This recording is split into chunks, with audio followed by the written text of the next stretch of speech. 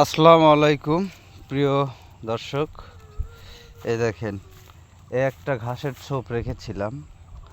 এর কারণ হচ্ছে এখানে একটা পাখির বাসা ছিল, কিন্তু দুঃখের বিষয় পাখির বাসাটা আমি দেখতে পাচ্ছি না।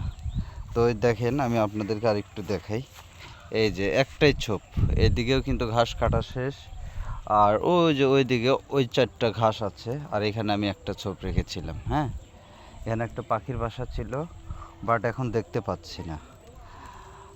মানুষরূপী কিছু শয়তান থাকে, যারা হয়তোবা এই জিনিসটা নিয়ে গেছে, কারণ এর আগেও বারে বারে এই কাজটা হয়েছে, আমি দেখেছি।